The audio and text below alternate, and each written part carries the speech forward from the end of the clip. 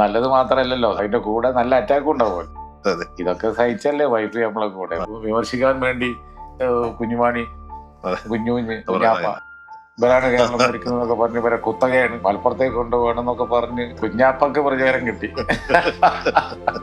അങ്ങനെ വീട്ടുകാരല്ല, പക്ഷെ ഞാൻ അങ്ങനെ അധികം മാംസം വെക്കുമല്ല. മമ്മൂട്ടിയുടെ തന്നെ ഒരു വടക്കൻ വീരഗാഥ ഇതൊക്കെയാണ് ഞാൻ ഏറ്റവും കൂടുതൽ എൻജോയ് ചെയ്ത പടങ്ങൾ. ഹിസ്റ്റോറിക്കലാണ്. ഈ മനസ്സ് തുറന്ന് എങ്ങനെ ചിരിക്കാൻ പറ്റുക? ഞങ്ങൾ പറഞ്ഞത് ഞങ്ങൾ ഉയർന്ന ശമ്പളവും മികച്ച കരിയറുമാണോ നിങ്ങൾ ആഗ്രഹിക്കുന്നത്? Join Axions. Get trained, get placed. ഒരു രാഷ്ട്രീയ ജീവിതത്തിന്റെ അല്ലെങ്കിൽ ആ ഭാഗത്തിന്റെ ഒരു ഇതാണ് ഒരു മറുവശമുണ്ട്. ഒരു കുടുംബം എന്ന് പറയുന്ന ഒരു സംഭവം ഒരുപക്ഷെ നമ്മുടെ ജീവിതത്തിൽ, നമ്മുടെ രാഷ്ട്രീയ ജീവിതത്തിലൊക്കെ ഒരു താങ്ങും തണലുമാകേണ്ടത് അവരാണ്. അവിടെ നമ്മൾ എത്ര കംഫർട്ട് ആവുന്നതനുസരിച്ചിട്ടാണ് നമുക്ക് ഇവിടെ ഗംഭീരമായിട്ട് വർക്ക് ചെയ്യാൻ സാധിക്കും, അല്ലേ? ഉമ്മക്കുൽസ് എന്ന് പറയുന്ന വൈഫിന്റെ വരവോട് കൂടി പക്ഷെ ആ വൈഫ് സാറിനെ എങ്ങനെയൊക്കെയാണ് സ്വാധീനിച്ചത്? എന്നെ എന്നെ എന്താന്ന് വെച്ചാൽ അതൊരു പിന്നെ മാരേജിന് ശേഷമുള്ള കാര്യമില്ല. അതെ. മാരേജിന് മുമ്പ് പാണക്കാട് കുടുംബത്തെ ബന്ധപ്പെട്ടാണ് നമ്മൾ നേരത്തെ പറഞ്ഞത്. അതെ അതെ. ചെറുപ്പം നോക്കുകയാണെന്നുണ്ടെങ്കിൽ എനിക്ക് ഫാദറും ഇല്ല, മദറും ഇല്ല, ആരുമില്ല. ജ്യേഷ്ഠനുണ്ട്, ഏതാണ് എന്നെക്കാളും വലിയ പ്രായ വ്യത്യാസം ഇല്ലാത്ത എൻ്റെ ജ്യേഷ്ഠൻ ഇപ്പോഴും ജീവിച്ചിരിപ്പുണ്ട്. ജ്യേഷ്ഠനാണ് നമ്മളെ എന്നെയും അനിയനെയൊക്കെ നോക്കി വളർത്തിയതും ഈ പറഞ്ഞ എല്ലാ കാലത്തും സംരക്ഷണം തന്ന് കൊണ്ടുപോയത്.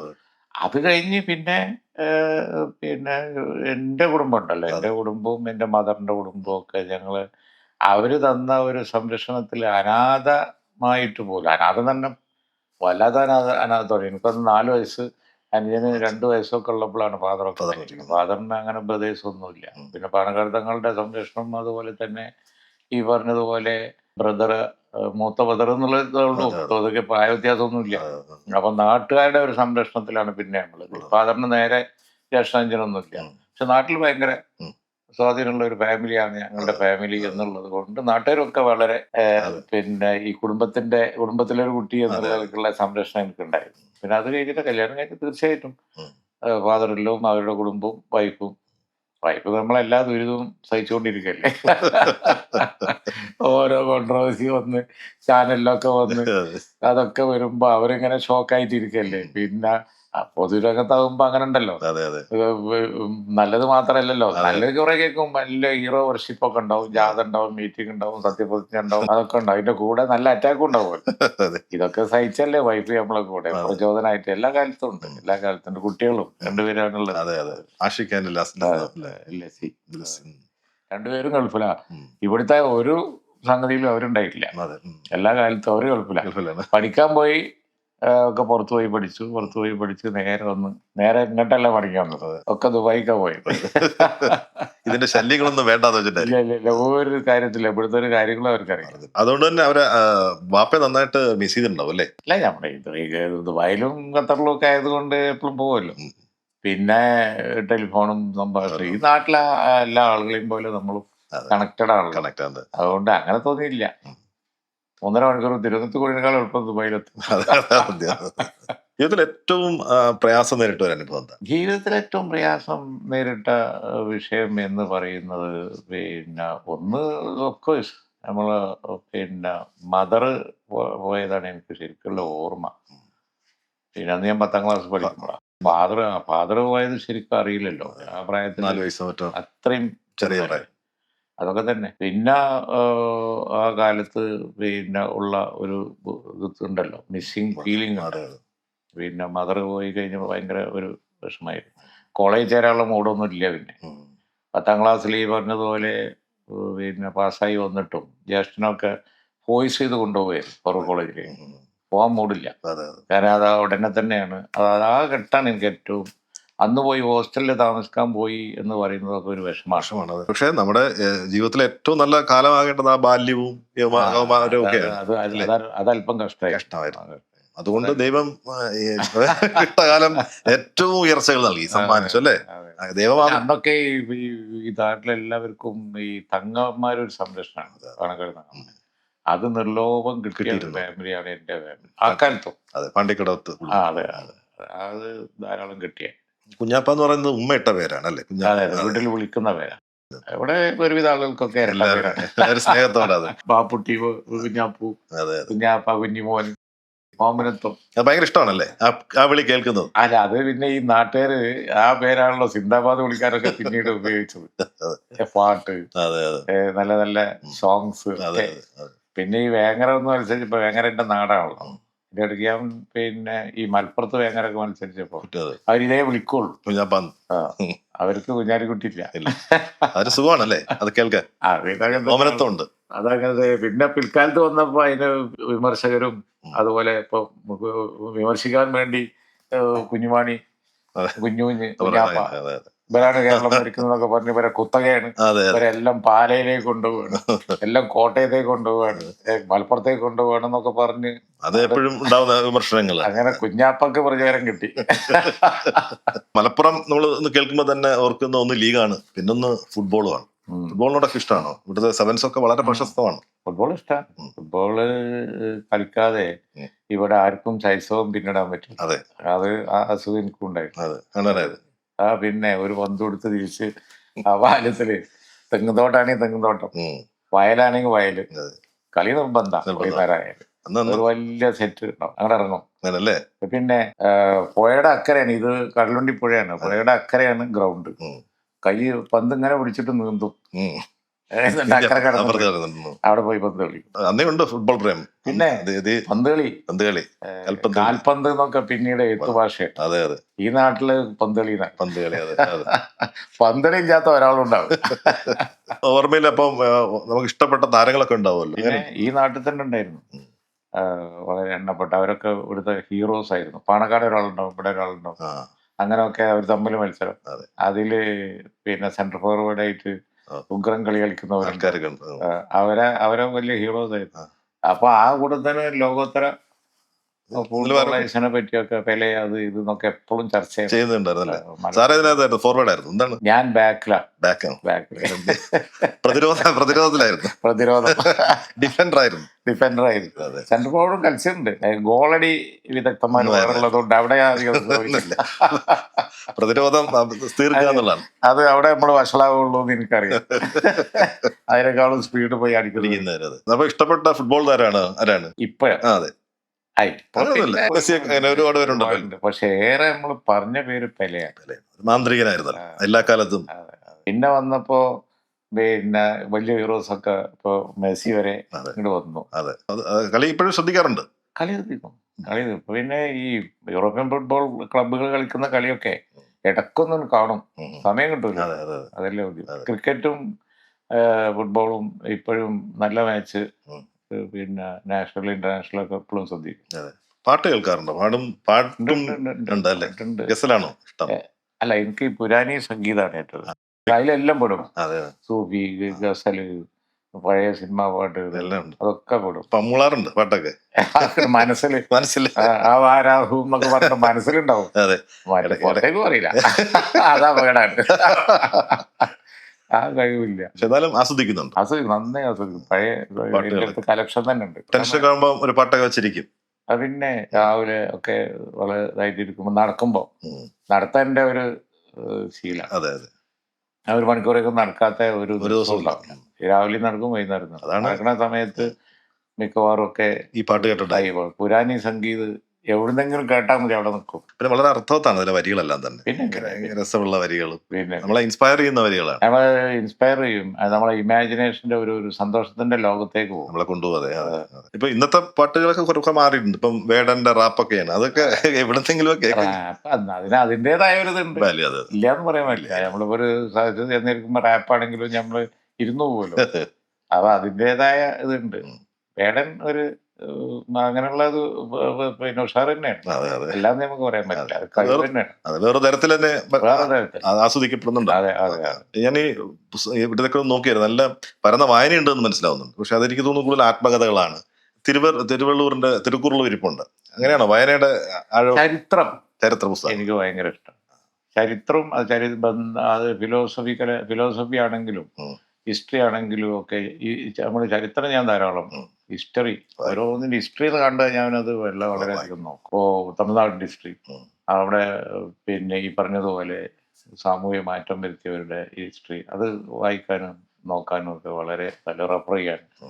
പിന്നെ 14-ാം നൂറ്റാണ്ടിൽ എന്തായിരുന്നു, 10-ാം നൂറ്റാണ്ടിൽ മനുഷ്യൻ എങ്ങനെയായിരുന്നു, ആ ഒരു സംഭവങ്ങൾ എനിക്ക് അത് ഞാൻ വളരെ ഫിലോസഫിക്കലാണ് നോക്കിക്കാണുന്നത്. കാരണം ഇപ്പോൾ പ്രവാചകന്മാർ പറഞ്ഞത്, അതുപോലെ തന്നെ ഉപനിഷത്തുകളും മറ്റുമൊക്കെ എല്ലാം അവരൊക്കെ എന്താ പറഞ്ഞത്, എല്ലാവരും മനുഷ്യത്വം നന്മയും നന്മയതെ. ഒക്കെ തന്നെയാണ് പ്രീച്ച് ചെയ്തത് അതെ. എന്ന് ഉറപ്പാണ്. അതാത് കാലത്ത് നിലനിന്നിരുന്ന വളരെ പിന്നെ മോശപ്പെട്ട സംഗതികൾക്കെതിരായി അതെ. ഫൈറ്റ് ചെയ്തവരാണ് എല്ലാവരും അവർ നന്മ മാത്രമേ ആഗ്രഹിച്ചു. പിന്നെ അത് കൂടുതൽ നന്മ ആരതാണെന്നും പറഞ്ഞിട്ടാണ് പിന്നെ അടി വരുന്നത്. ഈ വാളെടുക്കൽ മുഴുവൻ. അതിൽ നമ്മൾ മണ്ടന്മാരാ ശരിക്കും പറഞ്ഞല്ലേ. അർത്ഥത്തിൽ നോക്കിയാൽ അതെ, അടിസ്ഥാനപരമായി ഒന്ന് തന്നെ, ഒന്ന് തന്നെയാണ് എല്ലാം. ഒരു ഏത് സംശയവും. അതെ അത് നമ്മൾ കുറെ പഠിച്ച് മുന്നേക്ക് വരുമ്പോഴാണ് അതിന്റെ ശരിയായ ലെവലിലേക്ക്. അപ്പൊ ഈ നേരത്തെ പറഞ്ഞു നടത്തം വളരെ ദിവസമുള്ള റുട്ടീനാണ്. അതുപോലെ യോഗ ചെയ്യാറുണ്ടെന്ന് പറഞ്ഞു. യോഗ ഉണ്ട്. നടന്നൊക്കെ വന്നു കഴിഞ്ഞതിന് ശേഷം ഒരു ചെറിയ യോഗയുണ്ട്. യോഗ ഉണ്ട്, കുറച്ച് ആസനങ്ങളും അതും ഒക്കെ ആയിട്ട്, പിന്നെ അതിന്റെ ഒരു റെസ്റ്റ് ഒക്കെ ആയിട്ട്. അല്ലാതെ യോഗക്കായിട്ട് ഞാൻ മെനക്കെടാറില്ല. ഇല്ല ഇല്ല. അപ്പോൾ ഇവിടെ ഒക്കെ പ്രചാരത്തിലുള്ള സിമ്പിളായിട്ടുള്ള യോഗ ഉണ്ടല്ലോ, അതൊക്കെ ഞാൻ വളരെ കാലം മുമ്പ് തന്നെ ചെയ്ത് പഠിച്ചിട്ടുണ്ട്. നടത്തം കഴിഞ്ഞ് വരുമ്പോൾ നമ്മൾ വേണ്ടത്ര എക്സർസൈസ് ആയാലും അതെ അതെ. അപ്പൊ പിന്നെ ചില ആസനങ്ങൾ ചെയ്യാം. അത് കഴിഞ്ഞ് ഒരു പിന്നെ റെസ്റ്റ് ആസനം ഉണ്ടല്ലോ, ശവാസനം, അതുപോലത്തെ അങ്ങോട്ട് കിടന്നിട്ട് റെസ്റ്റ് ചെയ്താൽ ഫിനിഷ്ഡായി. അന്നത്തെ ദിവസം കുശാലായി. എനിക്ക് തോന്നുന്നു ഈ ആരോഗ്യ നിത്യ യൗവനമൊക്കെ അതിന്റെ രഹസ്യമാണെന്ന് തോന്നുന്നു. എക്സസൈസിനും അതുപോലെ തന്നെ ലൈഫ് സ്റ്റൈലിനും ഒരു വലിയ പിന്നെ സ്ഥാനം ഉണ്ടല്ലോ. പിന്നെ രോഗങ്ങൾ നമ്മൾ ഇപ്പോ ഇച്ഛിച്ചാലും ഇച്ചില്ലെങ്കിലും ചിലപ്പോ വരും. എക്സസൈസിന് മാത്രം, യോഗക്ക് മാത്രം എല്ലാ രോഗങ്ങളെയും തടുത്ത് നിർത്താൻ കഴിയുന്ന വിശ്വാസമൊന്നുമില്ല. അത് ദൈവം ചെയ്യും. പക്ഷേ സാധാരണ ലൈഫ് സ്റ്റൈൽ രോഗങ്ങളൊക്കെ ഇല്ലാതെ ഇരിക്കുന്ന സമയം എന്തോശാസ്ത്രികമായിട്ട് പോവാം. അത് യോഗക്കാരന് ഗുണം ചെയ്യും. പിന്നെ തീർച്ചയായിട്ടും ആരോഗ്യം പിന്നെ നിലനിർത്തുന്നതിൽ എക്സർസൈസിനും യോഗക്കൊക്കെ ഉള്ള പങ്ക് വളരെ വലുത്. ധാരാളം സിനിമകൾ വരാറുണ്ട്. സിനിമയിൽ സാറിന്റെ ചില ക്യാരക്ടറുകളൊക്കെ അവിടെ നിന്ന് ഇങ്ങനെ വളരെ മോശപ്പെട്ടൊക്കെ അവതരിപ്പിച്ചിട്ടുണ്ട്. അതൊക്കെ കാണുമ്പോൾ ശരിക്കും ചിരിയാണ് വരുന്നത്, അതോ സങ്കടം വരാറുണ്ട്? ഇല്ല, ഞങ്ങളുടെ പാർട്ട് ഓഫ് ദി ഗെയിം എന്നാ നിനക്കെടുക്കാറേ ഉള്ളൂ. ശരിക്കും സിനിമ കാണാൻ അല്ല, ചിലപ്പോ ടെൻഷൻ വരും, ചിലതൊക്കെ നമ്മളെ മോശമായിട്ട് അവതരിപ്പിക്കുന്ന സ്വാഭാവികം, മനുഷ്യനല്ലേ. സിനിമ കാണാറുണ്ട് സാർ? തിയേറ്ററിൽ പോയി കാണാറില്ല, സ്ഥിരം കാണും. പിന്നെ അത് യാത്രയിൽ എപ്പോഴും പിന്നെ ടി വിയിൽ വീഡിയോയിൽ. തമാശ പടമാണോ കാണാൻ ഇഷ്ടം, സീരിയസ് ആയ പടങ്ങളാണ്? അതെല്ലാം അത് അതിന്റെ ഒരു സ്റ്റാൻഡേർഡാണ്. സിനിമന്റെ സ്റ്റാൻഡേർഡ്. തമാശ ആണെങ്കിലും വളപ്പ് പറഞ്ഞാൽ അതിനും വേണം ഒരു സ്റ്റാൻഡേർഡ്. ഇപ്പൊ വന്ദേ ഭാരത് ഉണ്ടല്ലോ, വന്ദേ ഭാരതിന്റെ യാത്രയിൽ ഇവിടുന്ന് തൊട്ട് പിന്നെ തിരുവനന്തപുരം വരെ കാണും. അപ്പൊ അതിനകത്തൊരു സിനിമ കാണാം, ഇന്ന് സമയമുണ്ട്. ഒരു സിനിമ കാണാവുന്ന സമയമുണ്ട്. ഇഷ്ടപ്പെട്ട നടനാരാണ് സാർ? ഇവരൊക്കെ തന്നെയാണ് നമ്മളെ ഒരു സമയത്ത് വന്ന നടന്മാര്. ഓരോ സന്ദർഭത്തില് ഇപ്പൊ ഈ പുലിമുരുകൻ വന്നു, അന്നേരം മോഹൻലാലിന്റെ ആരാധകനായിരുന്നു, വലിയ ഇതാണ്, ഇഷ്ടക്കാരനായിരുന്നു. എന്ന മാതിരി നമ്മളെ പിന്നെ ആ ഹിസ്റ്റോറിക്കൽ പടം ഉണ്ടല്ലോ, കന്നഡ ബാഹുബലി. എനിക്ക് ഇങ്ങനത്തെ സിനിമകളാ. അതാണ്. അത് ഇപ്പൊ കോത്ത വന്നു, മമ്മൂട്ടിന്റെ മകൻ. കോത്ത മമ്മൂട്ടിയുടെ തന്നെ ഒരു വടക്കൻ വീരഗാഥ, അതൊക്കെ ഞാൻ ഏറ്റവും കൂടുതൽ എൻജോയ് ചെയ്ത പടങ്ങളാണ്, ഹിസ്റ്റോറിക്കലാണ്. അവസാനം കണ്ട റീസെന്റ് ഏറ്റവും അവസാനം കണ്ട പടം ഏതാണ്? ഏറ്റവും അവസാനം ഞാൻ കണ്ടത് അതൊക്കെ തന്നെ. സാറ് തന്നെ പറഞ്ഞ പേര് കിട്ടാവുന്നതൊക്കെ കാണാറുണ്ട്. പുതിയ തലമുറയുടെ ആണ് ഇതെല്ലാം, ഈ സിനിമകളല്ലേ. അത് ഞാൻ നന്നായി എൻജോയ് ചെയ്യും. തമാശയൊക്കെ ഉണ്ട് ഇതിനകത്തൊക്കെ അത്യാവശ്യം അല്ലേ. സ്വന്തമായിട്ടൊരു കൃഷിയോട് താല്പര്യമുള്ള കേട്ടിട്ടുണ്ട് ഒരുപാട്. അപ്പം ഈ കൃഷിയോടുള്ള താല്പര്യം എങ്ങനെ വന്നാ? അത് കുടുംബപരമായിട്ട് വന്നതാണല്ലേ. നമ്മള് ഈ നാട്ടിലെ പിന്നെ തറവാട്ട് വക കൃഷികളുണ്ട്, തോട്ടങ്ങൾ ധാരാളമുണ്ട്. തെങ്ങ്, കവുങ്ങ്, ചേമ്പ്, പിന്നെ ചേന എന്നൊക്കെ പറഞ്ഞിട്ട് നേരം വെളുത്താല് കൃഷിയിടങ്ങളിലല്ലേ പണ്ടേ.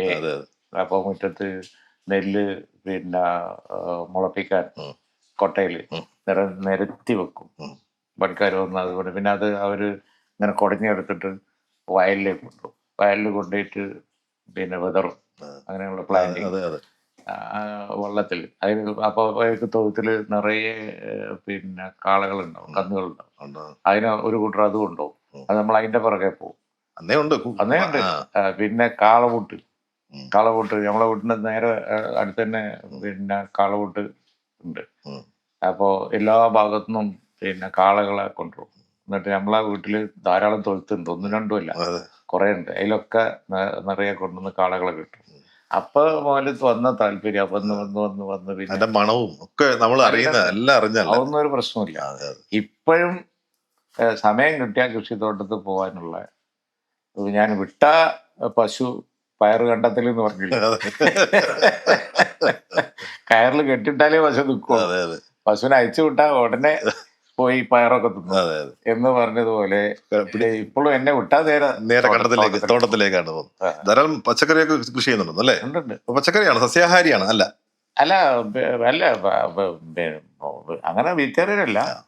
പക്ഷെ ഞാൻ അങ്ങനെ അധികം മാംസം വെക്കുമല്ല, വളരെ അപൂർവമായിട്ട്. ഏറ്റവും ഇഷ്ടപ്പെട്ട ഭക്ഷണം ഏതാ? വെജിറ്റേറിയനാണ്. ഇഷ്ടപ്പെട്ട ഭക്ഷണം വെജിറ്റേറിയൻ. ദോശയും നമ്മുടെ ഇഡലി ഒക്കെയാണ് അധികം കിട്ടിയ ചൂസ് ചെയ്യാണ്, ഞാൻ അതേ ചൂസ് ചെയ്തോളൂ. എവിടെ പോയാലും അതാണ് നല്ലത്. കല്യാണത്തൊക്കെ പോയാൽ ഞാൻ വാങ്ങുക അങ്ങനത്തെ ആയിരിക്കും. ചപ്പാത്തിയും വെജിറ്റബിൾ കറി ആണല്ലേ, അല്ലെങ്കിൽ ദോശയും അങ്ങനത്തെ കഴിക്കും. എന്ന് വിചാരിച്ചാൽ മറ്റേ കഴിച്ചുകൂടാന്നൊന്നുമില്ല. പക്ഷെ മോസ്റ്റ്ലി കൃഷി ആണെങ്കിൽ പിന്നെ അത് നമ്മൾ അവിടെ ചെന്നാൽ പിന്നെ നമുക്ക് സമയം അറിയില്ല. അവിടെ ചെല്ലുമ്പോഴാണ് ഏറ്റവും എൻജോയ്. ഞാൻ ഒരുപാട് വിദേശ പര്യടനം അവിടെയും കൂടി പല സംഗതിക്കും പോയിട്ടുണ്ട്. പക്ഷെ കൃഷിത്തോട്ടത്തിൽ പോകുമ്പോഴുള്ള ആ ഒരു സന്തോഷം വേറെ എവിടെ നിന്ന് കിട്ടിയിട്ടില്ല. അവിടെ സമയം ഓടുകയില്ല, നമുക്ക് സമയം തികയില്ല. അപ്പൊ നമ്മളൊരു പച്ചയായ കർഷകനാവും. അതെ അതെ അല്ലേ, അത് എൻജോയ് ചെയ്ത് ഇങ്ങനെ അവിടെ പലതും ഉണ്ട്. ഉള്ളിലപ്പോ നല്ലൊരു കർഷകനുണ്ട്. അത് നോക്കിയാൽ അപ്പോഴും ഇപ്പുറം നോക്കിയാൽ അതിന്റെ പച്ചപ്പ്. നമ്മളെ എനിക്ക് തോട്ടമുണ്ട് കുന്നിന്റെ മുകളിൽ, അവിടെ നിന്ന് നോക്കി കാണുന്ന മനോഹരമായ ദൃശ്യം, അവിടെ മയിൽ വന്നിറങ്ങുന്നത്. അതുപോലെ തന്നെ ഞാൻ എന്റെ തോട്ടത്തിൽ ഈ കുരങ്ങൊന്നും ആട്ടൂല. അവർക്കും ജീവിക്കാനുള്ളതാണ് ഈ ഭൂമി അല്ലേ?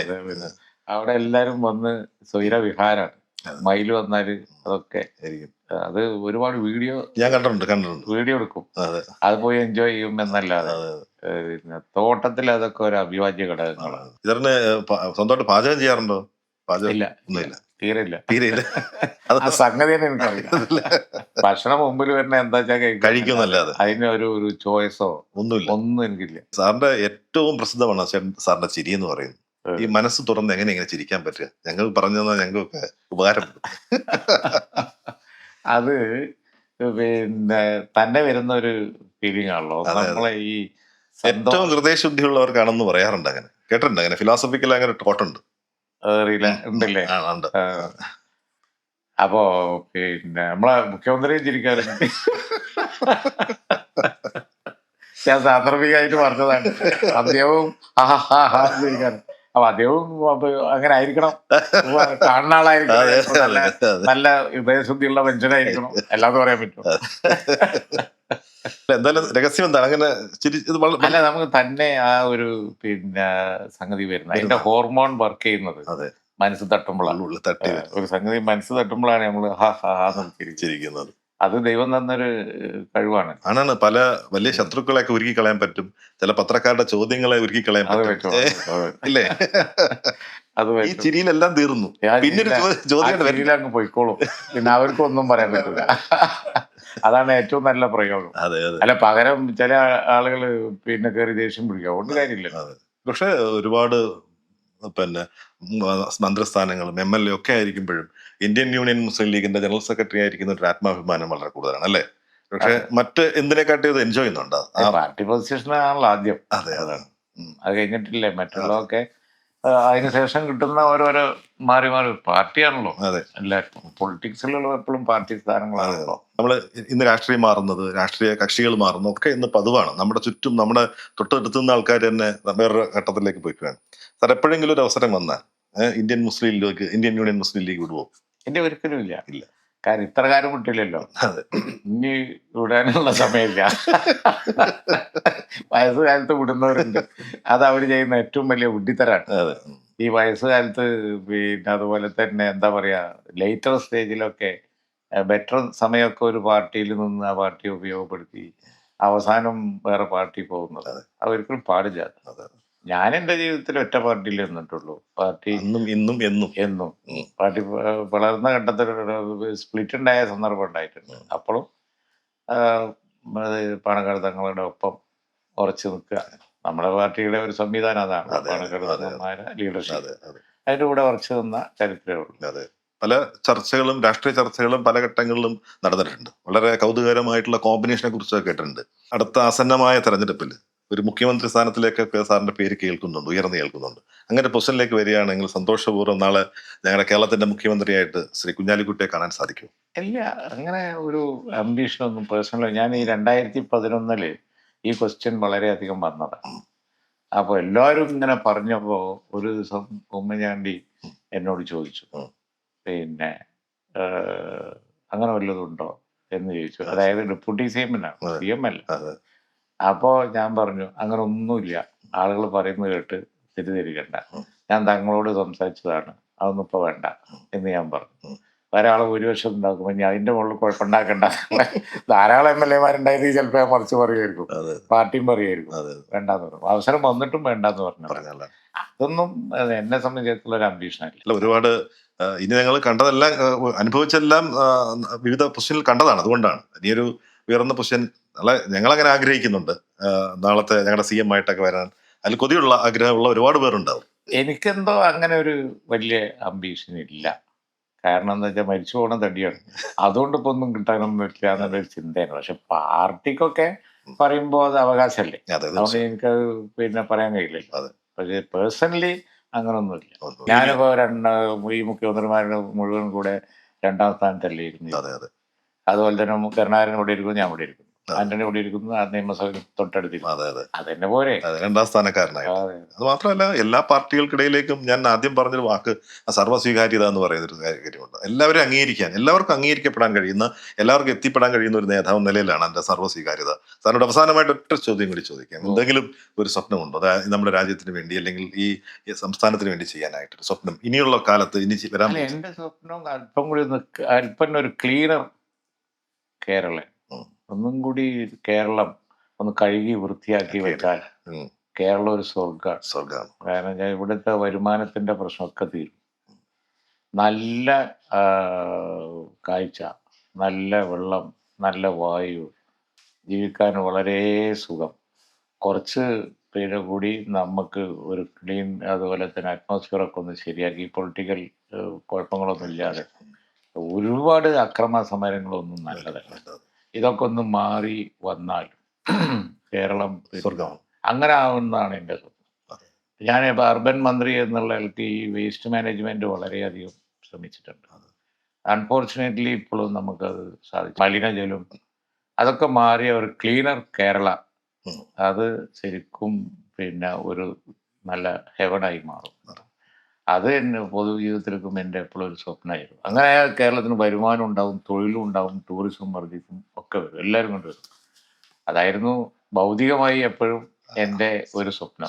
ഇനിയിപ്പോ ദൈവം അനുഗ്രഹിക്കട്ടെ എന്നുള്ള പിന്നെ ഒരു ചിന്തയേ ഉള്ളൂ. തീർച്ചയായിട്ടും സാർ, ദൈവം ഒപ്പം ഉണ്ടാകും. ആ സ്വർഗത്തിന് വേണ്ടി ഞങ്ങളും കാത്തിരിക്കുന്നു. വളരെ വിലപ്പെട്ട സമയത്ത് ഞങ്ങളോടൊപ്പം ചെലവഴിച്ച ഈ നല്ല നിമിഷങ്ങളെ ഓർക്കുന്നു. Thank you.